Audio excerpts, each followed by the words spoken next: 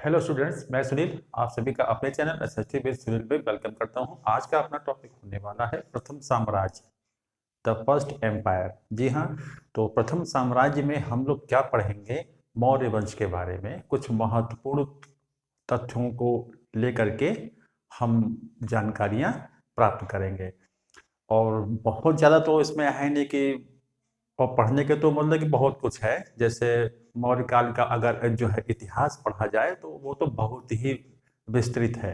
तो हम कुछ महत्वपूर्ण बिंदुओं पर बात करेंगे, टू द पॉइंट। ओके, तो आते हैं जल्दी से अपने टॉपिक पर। चैनल को सब्सक्राइब करें, लाइक करें और वीडियो को शेयर करना ना भूलें। तो प्रथम साम्राज्य मौर्य वंश के बारे में जानते हैं कि इस वंश के बारे में जानकारी के स्रोत कौन कौन से हैं। तो उसको दो भागों में बांटा गया है। किसी भी चीज के बारे में जानने के लिए जो स्रोत होते हैं तो उनको कई भागों में बांटा जाता है। जैसे साहित्यिक स्रोत होता है, पुरातात्विक स्रोत होता है। तो साहित्यिक स्रोतों की बात करें तो उसमें सबसे इंपॉर्टेंट क्या है? अर्थशास्त्र, जो कि कौटिल्य के द्वारा लिखी गई है, राजनीति की किताब है। मुद्रा राक्षस, जो कि गुप्तकालीन साहित्य है, लेकिन इसमें जो है मौर्य काल के विषय में जानकारी मिलती है, जिसकी रचना जो है विशाखदत्त के द्वारा की गई थी। फिर आता है इंडिका, जो कि मेगास्थनीज के द्वारा मतलब लिखी गई। चंद्रगुप्त मौर्य के मतलब की दरबारी थे ये, इन्हीं के द्वारा ये किताब लिखी गई। और इसके अलावा कुछ बौद्ध साहित्य भी हैं जिनसे हमें मौर्य वंश के बारे में जानकारी मिलती है। जातक ग्रंथ, दीपवंश और महावंश, तो ये बौद्ध ग्रंथ हैं जिनसे हमें मौर्यकालीन जो है समाज, राजनीति क्या कैसे था, जानकारियां मिलती हैं। पुरातात्विक स्रोतों में सबसे इंपॉर्टेंट क्या है? अशोक के द्वारा पूरे साम्राज्य में लगवाए गए या गढ़वाए गए मतलब कि शिलालेख और स्तंभ लेख। शिलालेखों की बात की जाए तो मतलब कि 14 शिलालेख और 7 स्तंभ अभिलेख हैं, जो कि बहुत इंपॉर्टेंट हैं। ये वीडियो, इसका मैंने अलग से सेपरेट वीडियो बना रखा है सम्राट अशोक के नाम से, तो उसको आप लोग देख सकते हैं। तो उसमें मैंने विस्तार से बता दिया है। लगभग 10-11 मिनट का वीडियो है जो कि केवल इसी के बारे में बताया गया है। तो उसको आप लोग देख लेंगे तो जानकारी हो जाएगी आप लोगों को। इसके बाद चंद्रगुप्त मौर्य की बात करें तो इनका शासन काल कब से कब तक रहा है? 321 से 298 ईसा पूर्व तक रहा है। इनका जन्म जो जो हुआ है वो पिपली वन में हुआ था, क्योंकि पिपली वन में मौर्य, पिपली वन के मौर्य गणराज्य के बारे में आप लोगों ने सुना होगा। ये लोग मोर पालते थे, मोर पालकों का एक समुदाय था, तो वहीं पर इसका जन्म हुआ। वही पिपली वन के मौर्य से मौर्य शब्द बना। ये गोरखपुर में पड़ता है, जो कि उत्तर प्रदेश में है। इनकी जो मृत्यु हुई थी वो हुई थी श्रवण बेलगोला में, कर्नाटक में, सल्लेखना विधि के द्वारा। सल्लेखना विधि जो है ये जैन धर्म की एक जो है एक विधि है, जिसमें भूख या मतलब उपवास के द्वारा लोग अपने प्राणों का अंत कर देते हैं।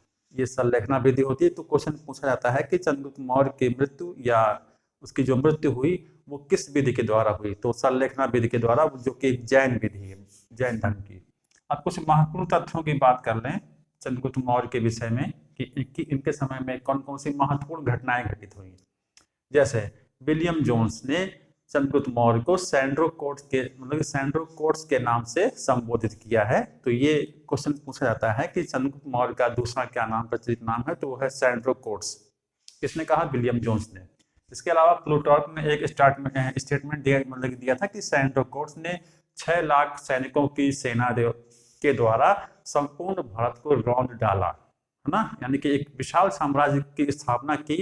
तो एक बहुत सारे मतलब कि युद्ध भी किए, ये इनका कहना है। तो इसी के थ्रू इन्होंने कहा है कि जो है 6 लाख सैनिकों की सेना द्वारा इसने संपूर्ण भारत को जीता। इसके बाद सेल्यूकस के साथ जो इसका सबसे प्रसिद्ध युद्ध हुआ है वो 305 ईसा पूर्व में हुआ था। ओके, 305 ईसा पूर्व में हुआ था। और इस युद्ध का परिणाम कुछ निकला नहीं, लेकिन संधि हो गई दोनों पक्षों में। तो सेल्यूकस के द्वारा कौन कौन सी जो है चंद्रगुप्त मौर्य की डिमांड पूरी की गई, वो हम उस पर जो है चर्चा कर लेते हैं। सबसे पहले तो चंद्रगुप्त मौर्य के साथ यमन राजकुमारी यानी कि हेलेना का विवाह हुआ इस संधि के तहत। और सबसे इंपॉर्टेंट जो पूछा जाता है वो है ये प्रांत जो सेल्यूकस ने चंद्रगुप्त मौर्य को सौंप दिए। कौन कौन से? एरिया, उसको हेरात के नाम से जानते हैं। आर्कोसिया, इसको कंदहार के नाम से जाना जाता है। पेरोपनिस्डाई को काबुल के नाम से जाना जाता है। जेड्रोसिया को बलूचिस्तान के नाम से जाना जाता है। ये सारे प्रांत सेल्यूकस के साथ हुए युद्ध में चंद्रगुप्त मौर्य को संधि के रूप में प्राप्त हुए। इसके अलावा चंद्रगुप्त मौर्य ने 500 हाथी भी सौंपे या दिए, किसको? सेल्यूकस को।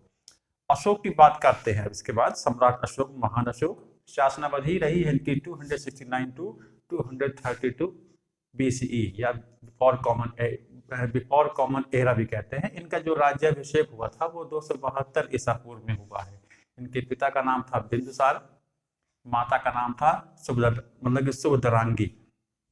पत्नी है, बहुत सारी पत्नियां हैं, राजा हैं, तो कारुबाकी, पद्यवती या तिष्यरक्षिता, ये 3 नाम मिलते हैं इनकी रानी के नाम, पत्नी के नाम। संतान की बात की जाए तो महेंद्र और संघमित्रा का नाम तो बचपन से लोग सुनते आए हैं, अगर इतिहास के प्रति बहुत रुचि रही हो।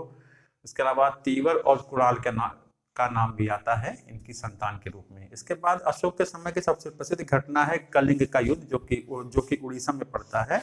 एक व्यापारिक मार्ग पर स्थित था, दक्षिण भारत जाने वाले मार्ग पर। तो राज्याभिषेक के 8वें वर्ष यानी कि 261 ईसा पूर्व में यह युद्ध हुआ था, जिसका उल्लेख 13वें शिलालेख में हुआ है, जिसमें यह कहा गया है कि इस हुए युद्ध में 1.5 लाख लोग जो है बंदी बनाए गए और उनको निर्वासित किया गया और लगभग 1 लाख लोग मारे गए। इस घटना के बाद अशोक का हृदय बहुत द्रवित हो गया और उसने कहा कि अब भेरी घोष के स्थान पर अब धम्म घोष होगा। धम्म एक प्राकृत भाषा है जो संस्कृत शब्द धर्म से निकला है ना।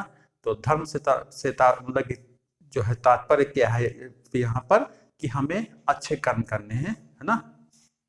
तो इसी के बाद इसके अंदर बदलाव आया और ये बौद्ध धर्म का अनुयायी हो गया।